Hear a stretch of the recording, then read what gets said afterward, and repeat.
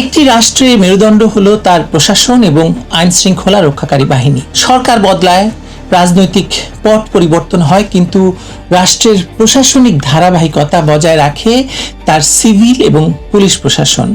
বিগত 17 বছরে বাংলাদেশের যে অভূতপূর্ব অর্থনৈতিক অগ্রগতি, অবকাঠামোগত উন্নয়ন সাধিত হয়েছে, তার পেছনে অন্যতম চালিকা শক্তি ছিল এই গতিশীল এবং পেশাদার প্রশাসন। কিন্তু আজ অত্যন্ত পরিতাপের বিষয় হচ্ছে, রাষ্ট্রযন্ত্রকে ব্যবহার করে রাষ্ট্রেরই মেরুদণ্ড ভেঙে দেওয়ার এক ভয়ঙ্কর উৎসব চলছে। 2024 সালের জুলাই আগস্ট মাসে দেশি বিদেশি ষড়যন্ত্র এবং সন্ত্রাসের মাধ্যমে যে অবৈধ সরকার দখল করেছিল বাংলাদেশকে, তারা প্রশাসনের উপর যে আঘাত হানা শুরু করেছিল, 2026 সালের তথাকথিত নির্বাচনের পর ক্ষমতাসীন সরকার সেই একই পথে হাঁটছে। কথিত শুদ্ধি অভিযানের নামে প্রশাসনের বিরুদ্ধে নজিরবিহীন প্রতিশোধ নিচ্ছে বর্তমান সরকার। প্রশ্ন হলো, কার বিরুদ্ধে এই প্রতিশোধ, আর কেনই বা কিসের স্বার্থে এই প্রতিশোধ? চলুন জানার চেষ্টা করা যাক।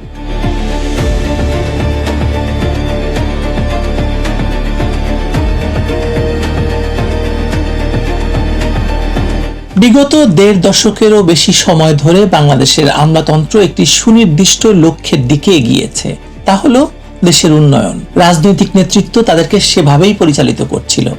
বড় বড় মেগা প্রজেক্ট বাস্তবায়ন থেকে শুরু করে তৃণমূল পর্যায়ে সরকারি সেবা পৌঁছে দেওয়ার ক্ষেত্রে এই প্রশাসন যে দক্ষতা দেখিয়েছে তা অনস্বীকার্য।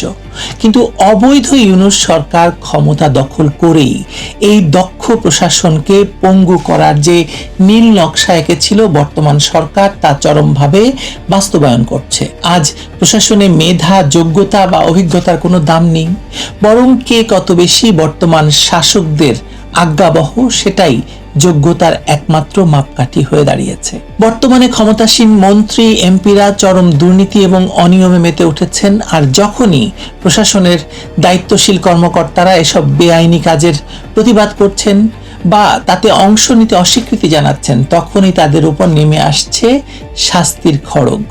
তাদের গায়ে লেপ্টে দেওয়া হচ্ছে ফ্যাসিস্টের দোসর বা স্বৈরাচারের সহযোগী তকমা।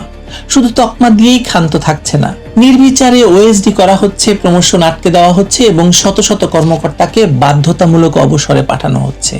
এটি কোনো প্রশাসনিক সংস্কার নয়, এটি মূলত নিজেদের অপকর্ম এবং লুটপাটের পথ নিষ্কণ্টক করার জন্য সাজানো এক ভয়ঙ্কর প্রতিশোধের ফাঁদ। আগের সরকারের আমলে কাজ করলেই যদি কাউকে দোষর আখ্যা দেওয়া যায় বা দেওয়া হয়, তবে রাষ্ট্রের ধারাবাহিকতা বলে তো আর কিছু অবশিষ্ট থাকবে না, তাই না? প্রশাসনের সবচেয়ে বড় ভুক্তভোগী আজ বাংলাদেশের পুলিশ বাহিনী। একটি দেশের অভ্যন্তরীণ নিরাপত্তা যাদের উপর নির্ভরশীল, তাদের কিভাবে সুপরিকল্পিতভাবে ধ্বংস করা হয়েছে তার ইতিহাস আপনি খুঁজে পাবেন না কোথাও অন্য কোনো দেশে বা নজির। ইউনূস সরকার ক্ষমতা দখলের সময় তার লেলিয়ে দেওয়া জুলাই সন্ত্রাসীরা যেভাবে পুলিশ সদস্যদেরকে নির্মমভাবে হত্যা করেছে, ঝুলিয়ে রেখেছে, থানাগুলো পুড়িয়ে দিয়েছে, অস্ত্র লুট করেছে, তা কোনো সভ্য দেশে কল্পনা করা যায় না। রাষ্ট্রের রক্ষকদের হত্যা করে সেই খুনিদের বিচারের মুখোমুখি করার বদলে ইউনূস সরকার তাদের ইন্ডেমনিটি বা দায় মুক্তি দিয়েছিল। হত্যাকারীদের রাষ্ট্রীয় পৃষ্ঠপোষকতা দিয়েও তারা শান্ত হয়নি। এখন চলছে পুলিশ বাহিনীর ভেতর থেকে দক্ষ এবং অভিজ্ঞ কর্মকর্তাদের বেছে বেছে বাধ্যতামূলক অবসরে পাঠানোর মহোৎসব। শুধুমাত্র রাজনৈতিক মতাদর্শের অজুহাত তুলে বা আগের সরকারের আমলে রুটিন দায়িত্ব পালনের অপরাধে শত শত পুলিশ কর্মকর্তাকে চাকরিচ্যুত করা হচ্ছে। এর ফলটা কি হচ্ছে? পুলিশের চেইন অফ কমান্ড এবং মনোবল পুরোপুরি ভেঙে পড়েছে। তারা এখন সিদ্ধান্ত নিতে ভয় পাচ্ছে, দায়িত্ব পালনে কুণ্ঠাবোধ করছে। ফলশ্রুতিতে সারা দেশে আইনশৃঙ্খলা পরিস্থিতির চরম অবনতি ঘটছে। খুন, ছিনতাই, ডাকাতি আর অরাজকতার মানুষের জীবনে আজ ভয়াবহ অবস্থা হয়ে দাঁড়িয়েছে। মানুষের প্রাণ আজ ওষ্ঠাগত। মজার ব্যাপার কি জানেন? যেসব কর্মকর্তাদেরকে চাকরিচ্যুত করা হলো বা অবসরে পাঠানো হলো, তাদেরকে নির্দেশ দেওয়া হয়েছিল যে আওয়ামী লীগের নাম শুনলেই বা ছাত্রলীগের নাম শুনলেই তাদেরকে অ্যারেস্ট করা, তাদেরকে খুন করা, তাদেরকে গুম করে ফেলা। এইসব নির্দেশনা তারা পালন করেননি বলে তাদেরকে আসলে অবসরে পাঠানো হচ্ছে। যে পুলিশ বাহিনীর কাজ জনগণের জানমালের নিরাপত্তা দেওয়া, আজ তারা নিজেদের চাকরি আর প্রাণ বাঁচাতেই তটস্থ অবস্থায় আছে। 2026 সালের 12ই ফেব্রুয়ারি যে প্রহসনের নির্বাচন অনুষ্ঠিত হয়েছে, তার পটভূমি আমাদের ভুলে গেলে চলবে না। এই নির্বাচনেও পুলিশদেরকে যে নির্দেশনা দেওয়া হয়েছিল এবং পুলিশদের দিয়ে যেভাবে আওয়ামী লীগবিহীন নির্বাচন করা হয়েছে সেটা তো পুলিশ করতে চায়নি, সে কারণেও এই পুলিশ কর্মকর্তাদেরকে সরানো হচ্ছে। দেশের সবচেয়ে পুরনো এবং বৃহৎ রাজনৈতিক দল বাংলাদেশ আওয়ামী লীগকে স্রেফ একটি নির্বাহী আদেশের মাধ্যমে নিষিদ্ধ করে ফাঁকা মাঠে গোল দিয়ে ক্ষমতা দখল করেছে বর্তমান শাসক গোষ্ঠী। জনগণের ম্যান্ডেটবিহীন এই সরকার খুব ভালো করেই জানে তাদের কোনো প্রকৃত জনভিত্তি নেই, আর জনভিত্তিহীন সরকার সবসময়ই রাষ্ট্রযন্ত্রকে ভয় পায় এবং তাকে অন্ধ অনুগত বাহিনীতে পরিণত করতে চায়। তারেক রহমানের নেতৃত্বাধীন বর্তমান সরকার ঠিক সেই কাজটি করছে। তারা মুখে শুদ্ধি অভিযানের কথা বললেও বাস্তবে তারা প্রশাসনকে দলীয় ক্যাডার বাহিনীতে রূপান্তরিত করছে। যে প্রশাসন বিগত 16 বছরের বা 17 বছরে বাংলাদেশকে একটি সম্মানজনক আন্তর্জাতিক অবস্থানে নিয়ে গিয়েছিল, তাকে ধ্বংস করে তারা দেশকে একটি ব্যর্থ রাষ্ট্রে পরিণত করার দিকে ঠেলে দিচ্ছে। প্রশাসনের ভেতরে এই অস্থিরতার সুযোগ নিচ্ছে আন্তর্জাতিক মোড়লরা। তারা চাপ দিয়ে বাংলাদেশকে বিলিয়ন বিলিয়ন ডলারের অপ্রয়োজনীয় সামরিক অস্ত্র এবং বিমান কিনতে বাধ্য করছে। অথচ বাংলাদেশের প্রশাসন নিজেদের চাকরি বাঁচানোর চিন্তায় এতটাই মগ্ন এবং ভীত যে রাষ্ট্রের এই চরম বিপর্যয়ের বিরুদ্ধে তারা কথা বলার বা রুখে দাঁড়ানোর মতো কেউ নেই। আসলে প্রশাসনের শুদ্ধি অভিযান কথাটি শুনতে যতটা পবিত্র বা ভালো লাগে, বাস্তবে এটি ক্ষমতাসীনদের হাতে সবচেয়ে বিপজ্জনক রাজনৈতিক অস্ত্র। আজ বাংলাদেশের প্রশাসনকে ঘিরে যা চলছে তা কোনো নৈতিক সংস্কার নয়, প্রাতিষ্ঠানিক শৃঙ্খলা ফিরিয়ে আনার কোনো প্রকল্পও নয়।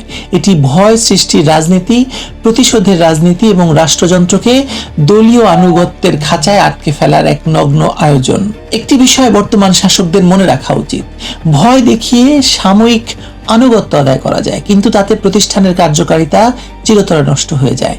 যে প্রশাসনকে আজ ভয় দেখিয়ে দুর্নীতি আর লুটপাটের নীরব দর্শক হতে বাধ্য করা হচ্ছে, যে পুলিশ বাহিনীকে খুনিদের সামনে মাথা নত করতে বাধ্য করা হচ্ছে, সেই প্রশাসন এবং পুলিশ কখনো রাষ্ট্রের বিপদে ঢাল হয়ে দাঁড়াবে না।